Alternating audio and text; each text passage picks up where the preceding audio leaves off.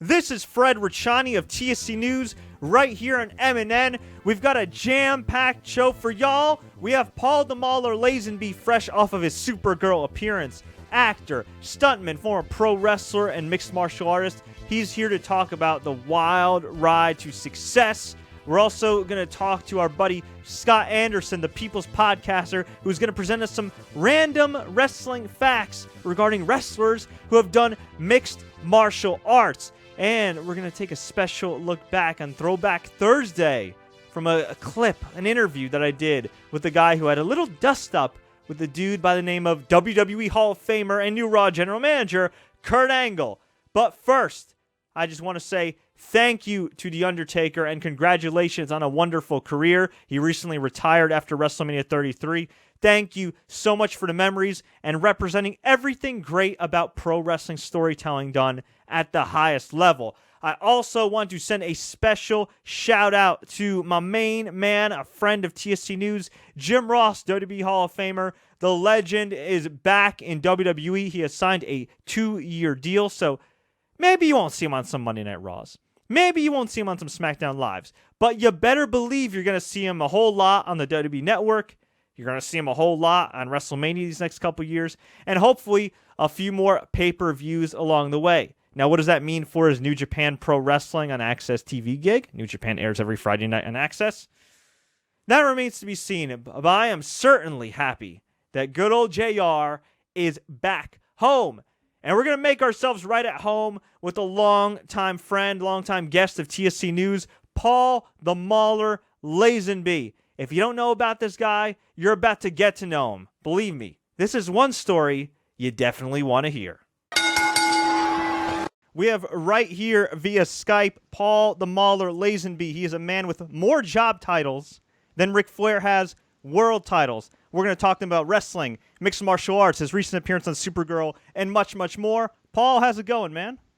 Awesome, man. It hasn't been this good in a very long time. So anybody who catches me complaining is entitled to punch me in the back of the head at least once. Now, before we get started, off the top of your head, can you name all your job titles?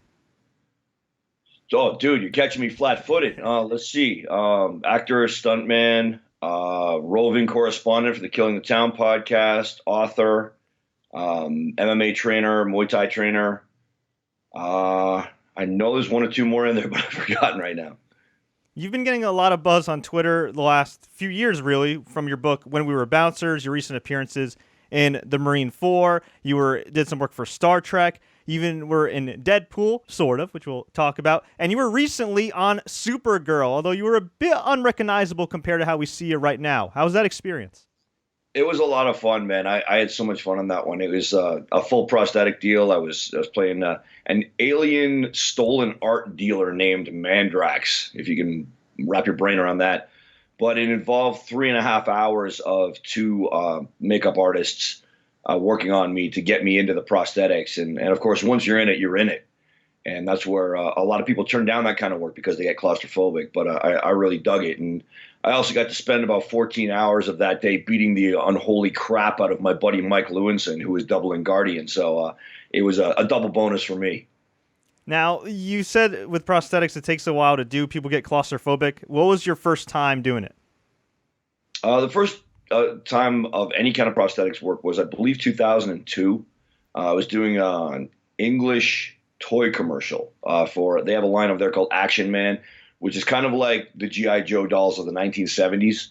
And they were debuting a new villain called Antifreeze, and that was me. So it was actually kind of cool because I was working on a show called Andromeda playing some crazy tattooed up cage fighter. And they had to grab me off set as soon as I was done, 14 hours on that set, and then take me up to Whistler from Burnaby, BC. I got like 2 hours sleep, and then down to the lobby of the hotel where they had a makeup station set up there, and then like 2 hours to get me into all that gear, and then out to a helicopter landing pad, and we took off to a glacier outside of Whistler and shot for the day. So that was one of my more memorable jobs. That was fun. That's pretty damn cool. Now, some of you may know Paul from Killing the Town, the popular podcast on Podcast One with Lance Storm and Cyrus. You've also appeared on Steve Austin's show, Chris Jericho's show. You're actually Steve Austin's personal stuntman, but before all that, You were a wrestler. What came first for you, your love for wrestling or martial arts? Oh, definitely wrestling. I never wanted to be a legitimate fighter. I always wanted to be a professional wrestler. So my first love was powerlifting and strongman, and it still is. I still do it to this day. But then I moved into wrestling because I've been a wrestling fan since I was a little kid and love that too. And I had two major goals as a professional wrestler. One was to get to a major organization, whether it's WWE, WCW, whatever, and make a full-time living. And the other one was to wrestle in Japan at least once. I saw an old, dating myself, but I saw an old VHS tape of Japanese wrestling in the late 80s, I think. And it captivated me. Like, I have to go there, I have to wrestle there. And the fighting, actually, I fell over sideways into. I was at a wrestling show in Detroit for Insane Championship Wrestling in Detroit. Shout out to A.T. Huck, and thank you to the late Malcolm Monroe for taking me into that organization. And I met this lady named Phyllis Lee, who was a friend of the Malenkos, and she was a friend of Carl Gotch, who was one of the trainers of the elite Japanese fighters in the Pancrase organization. And those of you who aren't familiar with the name, between 93 and about 97, Pancrase was the number one MMA group in the world. So this is around 96, and I just my way into fighting there, not because I had any experience. I didn't even wrestle on the high school team or anything. But I just wanted to go to Japan so bad. I was willing to take an ass kicking to do it. And that's exactly what happened. But I guess I took an entertaining enough ass kicking. They let me live and train at the dojo for a while. I fought the world champion, and I just kind of worked my way into to fighting sports without even really meaning to. That's very cool. Well, not the punch in the face part doesn't seem very cool, but I would imagine the Japanese experience with Pancrase was interesting because from what I understand, at least back in that era, it was not only mixed martial arts, but they incorporated a lot of elements of pro wrestling. Well, they considered themselves to be pro wrestlers. I mean, I remember the first time I got in the ring, it was sprung like a wrestling ring. It had 3 ropes. It was a professional wrestling ring. And I remember thinking that was kind of curious. But then when you look back at it, you realize they fought real fights under pro wrestling rules. You get the open hand strike to the head, which was a pro wrestling rule up until recently when WWE started allowing closed fists. You could punch to the body. There were rope escapes, stuff like that. So it was very much a group where they booked it like a wrestling organization, which is part of the reason that I got in, is because they had never had a Canadian fight there before. So, I sent in my pictures, and at the time I was, 28 years old, and I was a muscular, good-looking kid. So I thought, okay, we'll bring him over, and one of our guys will kick his ass, and then we got a Canadian's head to hang on the mantle alongside all the other nations that have been represented here. And so they very much had the pro wrestling mindset, down to the point that it's been brought up a million times before that, Masakatsu Funaki and Minoru Suzuki, the two major players in Pancrase, they were so far ahead of the curve at the time that they could make a fight go whichever way they wanted it to go most of the time without the cooperation of the other person. So you could be in there thinking you're fighting for real, and they're kind of stringing you along and making a show out of it, and then finishing you off at their leisure. And it's that mindset that made Pancrase what it was. It made it such a great storytelling organization most of the time. Now, besides job titles, okay, I've looked at your IMDb resume, and it is ridiculous. Now, this is around, 97, 98 when you're at Pancrase? Yes, 97. Okay, at what point did you say, okay, this getting punched in the face stuff is all right, but I want to try my hand in acting and stunt work? Well, again, that happened by accident. And it bears out what I always say about not saying no to things. I mean, if you get an opportunity to do something crazy and it's entirely outside of your wheelhouse, but you think there might just be a chance I can pull this off, or I just want to experience that, do it. And that's exactly how I ended up in most of the stuff that I've done. I was terrified. I wasn't a real fighter. I was a street fighter at best. But I went to Japan and I fought some of the best fighters in the world, and it ended up being a great thing for me. And the same thing happened in stunts. What happened was my career was petering out in Japan. I learning on the fly, so I lost all my fights. I didn't start winning fights until later on. And my buddy Dr. Luther, who is a name that anybody who's familiar with Japanese wrestling from the 90s will know, he was a huge star with the FMW promotion, and really one of those elite talents that just slipped through the cracks. Really should have ended up in a major promotion, and just because the chips didn't fall in his direction, he didn't. But huge talent and a very good friend of mine. And he was living in Vancouver, and he used to bug me all the time and say, look, dude, you're living in Kitchener, Ontario. There's nothing going on out there. Move out here. And he I decided to do it when there was nothing going on for me in Japan anymore, and there was active wrestling going on in Vancouver. At the time, Ontario was dead, so I moved out as a last stab at making it as a professional wrestler. And it was just exactly around the time when I was realizing that window had kind of shut for me as far as making it in a large-scale organization, that I just happened to meet a guy named James Bamford in the gym that we both trained at. And he was a stunt coordinator, stunt performer, still is, now director. And he was coordinating a kids show called Los Luchadors, which was about Mexican pro wrestler superheroes. And we call him Bam Bam. Bam Bam hates pro wrestling with a passion. He despises it. He can't stand it. So he didn't want to do the homework. And he asked around the gym and to see if there was a pro wrestler training there. And we started talking, and he brought me into the business that way. So that was my foothold. But yeah, it all happened peripherally, just from continuing to throw stuff at the wall and see what sticks. And sometimes what sticks is something entirely unexpected. You've had a lot of great breaks in your career, especially lately, but was there one early on when you started doing acting and stunt work where you said, man, I got some momentum here. This is something I could continue to do for a sustained amount of time? It was almost right off the bat, just because I was lucky enough to start. I wore several hats in the acting and stunt industry to start with. So actually my first job on set was on a wire team. And I'm sure if you've seen any kind of behind the scenes footage when they've got performers hanging up on wires doing aerial stunts, you'll often see that the wire goes through an overhead mounted pulley and then back down, and it's attached to a rope that a dude is pulling. Sometimes it's a machine, but a lot of the time it's just a person pulling. That was my first job in the industry, but it was on a show that had wire gags every single episode.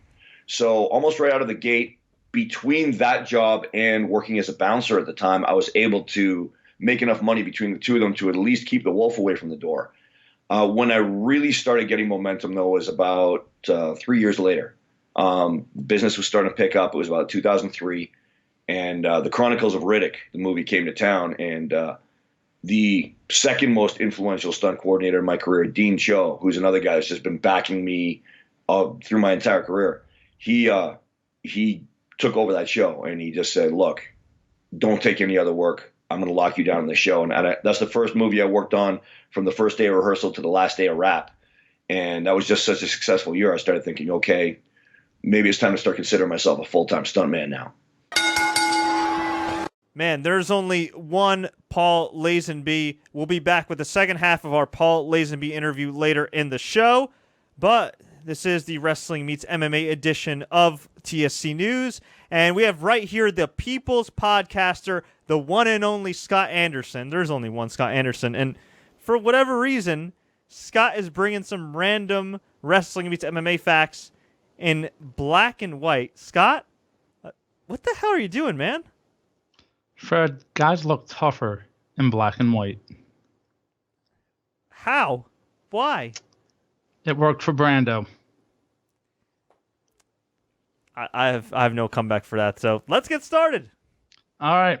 This week, we're doing the MMA edition of TSC News. So I have some interesting wrestling/MMA facts for you. First, I want to ask you a question, Fred. What do the names Dave Bautista, Nathan Jones, Kid Cash, Jushin Thunder Liger, CM Punk, and Dr. Death Steve Williams all have in common? They're all a lot tougher than you and me. That is true. But the correct answer that we were looking for on the panel is they are a combined 1-5 in MMA fights. Dave Bautista is the only one victorious. He lasted 4 minutes of the first round before he got his win. Now, here's a fun fact, which is actually not really a fun fact. In the 5 combined losses, those wrestlers turned MMA fighters lasted an average of 97.6 seconds. So, well, you said 97.6 seconds, not minutes. Basically a minute and a half. So about a minute and a half longer than you and I would last in a cage. Absolutely. Which, hey, props to them. Yeah. But it just goes to show that maybe it's not for everybody. True. This, of course, was not the result that you had hoped for, but you talked all along about this was about the journey as well. So now that it's over, at least for the moment, didn't come up your way. How are you feeling about the whole process right now? The process was magical. I'm just disappointed. I'm beating myself up way more than I got beat up. I'm supremely disappointed, but the answer to your question is, aside from the outcome, wouldn't change anything for the world. Another thing was like, well, CM Punk get out there and embarrass himself. Well, he looked terrible, and I would think a lot of people would call this a lopsided loss. But are you proud of what you put out there today? I don't think. There's probably an alternate reality where I win and I'm still disappointed in myself. That's just who I am. I'm just really, really hard on myself. I lost, and it sucks, and it was lopsided, and it's upsetting. But I know I'm better than that.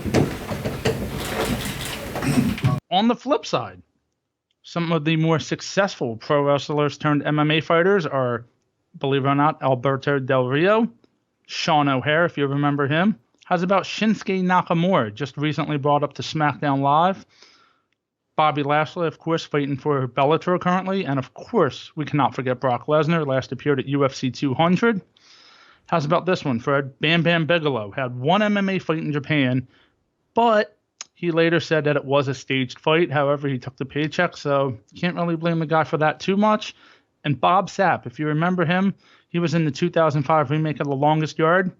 He was the first and only to date African-American IWGP heavyweight champion. Believe it or not, he defended and defeated Shinsuke Nakamura. So that's kind of an interesting fact for you. Wow, and that was back in New Japan Pro Wrestling at JPW, which you could currently watch weekly Friday nights on Access TV. However, it does go both ways. There were a few MMA fighters turned WWE/TNA wrestlers. How's about the name Josh Barnett? He recently debuted on Impact Wrestling. If you remember the name Daniel Puder, he was an ex-WWE Tough Enough winner. I remember him for being in the Royal Rumble many years back and just getting totally destroyed by the 4 or 5 men that were involved in that. And I remember Bob Holly specifically just taking him to the woodshed, so to speak. Daniel Puder, that's an interesting name because he was actually a former TSC News guest. And since you brought him up, let's take a look back at the time he had a little confrontation with new WWE Hall of Famer Kurt Angle. Your incident with Kurt Angle, for some younger fans that may not know, I believe Angle had some type of amateur wrestling challenge or grappling challenge years ago, I believe back in late 2004 on SmackDown when you guys were doing the $1 Million Tough Enough. Yeah. And Angle kind of dominated all the contestants, and you were up. He took you down. I guess he tried to hurt you, and you instinctively locked in a Kimura and almost broke his arm and made him tap out until Jimmy Corderas counted the 1, 2, 3, even though your shoulders weren't down on the mat. What was that like in the heat of the moment? And I'd imagine the aftermath was pretty wild. Yeah, I thought it would be different. I mean, I think that, when I got done, trying to snap his arm off, he didn't know what to do. I think he was just stunned, literally. He didn't know what to say, what to do, because he just got caught and almost snapped his arm. Now, what happened was we were wrestling. He's definitely stronger than me. Pushed me against the ropes, got behind me. I key locked him, pulled him into a Kimura, and then I was going to snap his arm. I just wanted to tap him out. Okay, maybe I want to snap his arm. But the idea was that he just broke. If you take it back about 3 to 5 minutes in the deal, he wrestled Chris Naraki, which was one of my buddies on SmackDown, and on the Tough Enough, and he broke 3 of his ribs. So we went out there and did this competition, up downs, and we ran sprints, ate pasta, ran more sprints, and then we went out there and did this up down competition. They picked Chris because they said get the blonde guy out. We were both blonde. So I went out. He wrestled Chris, but he knew I really won. And so he threw me in there. He was like, anybody else? And I raised my hand. I think that's the day that everybody started rooting for me. And my whole team started rooting. I mean, not my team, but the contestants started rooting against me. So it was pretty interesting to see how fast people can turn on you because, man, and they were out partying all the time. I was trying to go to sleep, get my rest, get my workouts in, eat the right food. So it was pretty cool to be able to see how hard I was working. And It was nuts. It was a good time though. Good time. All snapping Kurt Angle's arm, and you guys had beef for a long time. Is it true that Dana White tried to book you versus Kurt Angle sometime? I believe probably would have been around like 06, 07?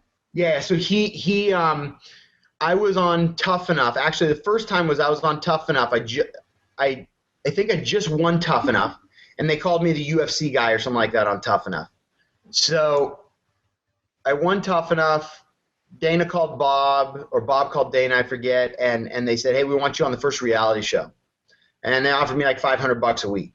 And I was like, you guys are crazy. I'm being guaranteed $5,000 a week here. But I did seriously consider it. So I stuck with WWE, because I loved it. I was having fun with it, and I was, it was good money. Yeah. Now, but the second time, then he flew us out to Vegas after I got done with after I got done with my contract, my WWE, and then he offered another deal, and we turned that down too. So I went to Strikeforce. Scott's segments get a little bit more unique each week. Not complaining, just saying. Now, back to part 2 of our interview with Paul the Mauler Lazenby.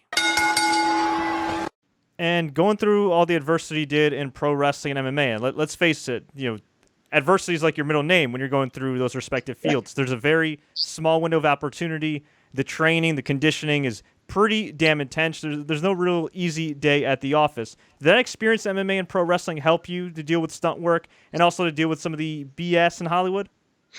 Absolutely. I mean, pro wrestling is an incredibly corrupt business in a lot of ways. There's a lot that's great about it too. I love it to this day. But yeah, there's a lot of corruption and a lot of scams that go on in professional wrestling. So there was really nothing in the film and television industry that surprised me. You can't out sleaze pro wrestling. So it really did prepare me a lot. And then MMA, when I came in, actually, a lot of people were scared of me because this is, again, I got in the industry in the year 2000, and people weren't that familiar with MMA. They just knew it was this crazy no holds barred stuff that animals did to each other in locked cages and pits and things like that. And so I think that I ended up I had gone through a lot tougher training than I was going to experience on set. And even though I received some horrendous injuries on set, I never had a tougher day on set than I had in the Pancras dojo. I can tell you that for nothing. What's the worst injury you ever had on set? It was actually my very first day on set. It was my first stunt, rather. It wasn't my first day on set, but the first time I was ever in front of the cameras. And it wasn't even my first day. It was the very first take. The first time they were rolling the cameras on me in my entire career. And it was actually an actor named Holt McCallany. And it was a total mistake. But, Holt would get very excited during his fight scenes. And he was also training with Boss Rutan. So he knew how to throw his punches and kicks to maximum effect. And it was just one of those things where he got a little too close. And I was, because of the choreography of the scene, I was moving my head into his fist, which more than doubled the power of the punch. And it completely destroyed my entire orbital bone in this eye and damaged tore the retina, I think, and did permanent vision damage that I'm still suffering today. So it took 3 laser surgeries and 1 actual invasive surgery where they had to take the eye right out of my skull to repair some of the damage. And that would definitely qualify as my worst day on set. Oh, man. Have you ever had a chance to find Holt and be like, hey, buddy, how's everything going? Well, thing is, he was around town for a little while longer after that. So, yeah, I mean, it was an accident. It happens on set like that. And, especially when the actor's really getting into the role and they're really excited. And then sometimes things can happen. So, I've been hit by other actors too. And it's part of the job. I don't think Holt walked on that set that day saying, I'm going to bust Lazenby's head open. So, I'm not going to hold any grudge against him at all. You're also pretty famous for being a stuntman for a guy you kind of look like. Stone Cold Steve Austin, WWE Hall of Famer. How'd you get hooked up with Steve? Well, it actually started when he came to Vancouver to make a film called Damage. And that was a bare-knuckle underground fighting ring movie. And I actually wasn't hired to be his double. That went to a gentleman named Kevin Rushton, who's a great stunt guy from out in Ontario.